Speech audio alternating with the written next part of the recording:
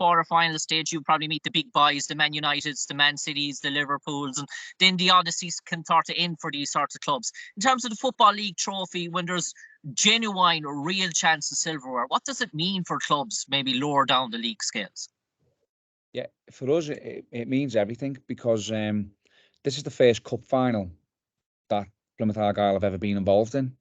Now, they've been to 2 playoff finals, but this is the first opportunity that we've had as a club in the whole history to realistically to win a trophy. Now, I know back in the 80s, Plymouth Argyle got to the FA Cup semi-final and were 1 game away from Wembley there, which would have been incredible. They were in Division 2 at the time then. But this, for us, the Football League trophy, it's a genuine chance for League One and League Two teams to collect some silverware and reward your fans with an incredible experience at Wembley Stadium. And for us to have sold almost 40,000 tickets just shows how excited everybody is for the game. And yeah, it's on us now. The challenge is on us and the team to go and play well for them and fingers crossed bring that silverware back to the Southwest.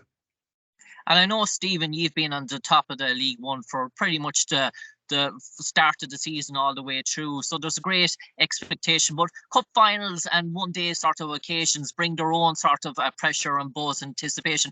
And I suppose it's new country, really, for Plymouth Argyle. They're not sort of used to this. How have you sort of gone around managing that sort of expectations amongst fans, amongst players and supporters in terms of that it's just another game, basically? Well, I think we've just tried to highlight to the players. We said at the start of this competition we would give it our all this year. We were going to try and blood some young players out of the under-18s and the academy set up into the first team if we could. Then when we got through that, we had some lads coming back from injury who needed game time. And we just felt as longer that we could stay in this competition, the better it would be for us as a squad. Now we've gone all the way into the final. We'll be trying to stress to the players to just do what we've done in every other round. Let's be positive. Let's go for it. Let's see if we can play attacking football. And as I say, yeah, try and get that prize at the end of it. Now, it isn't just a normal game. It's a cup final and everybody's excited for it. But hopefully the players can just play the way they have been playing all season because we're at the top of the league for a reason. And if we can produce another performance like that, then hopefully we can get the right result. And Stephen, you're getting great praise throughout the leagues. I spoke to Neil Warnock there the other day and keen admiration of the way Plymouth Argyle sort of play. He's been to watch you a few times, the same expression coming from Mick McCarthy as well. So obviously you're creating a buzz that managers above the championship, managers above and higher rafts are taking notice of what Plymouth is doing, plus the style of football they're trying to play and implement. And I suppose you're not going to change that. What's worked for you, you're going to keep at it.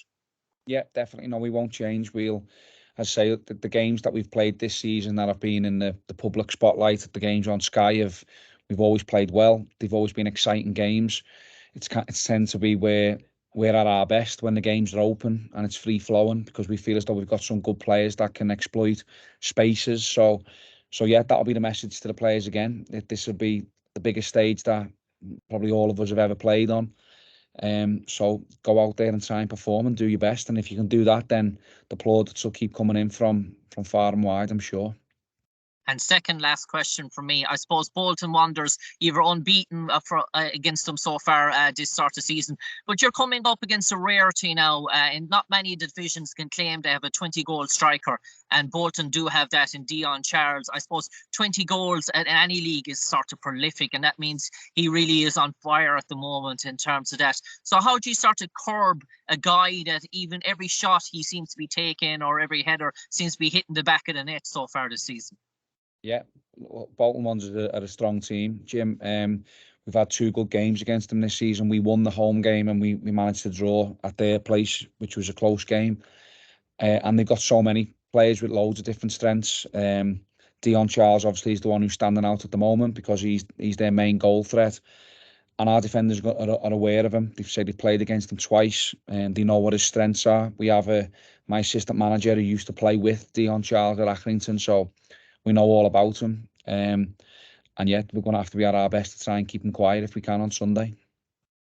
And Stephen, lastly for me, we all know cup occasions, they're tight games. They can be decided by a mistake, an unfortunate mistake, a moment of magic. But normally, most of them are not sort of decided in front of the 90 minutes as well. So how important is it for you in terms of game management, in terms of tactical decisions along the line, in terms of watching the game, observing when to make substitutions in case of extra time, in case of fatigue?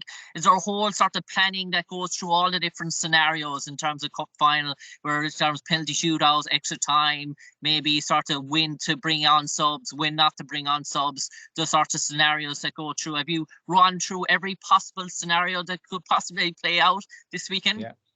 Yeah, I've had no sleep.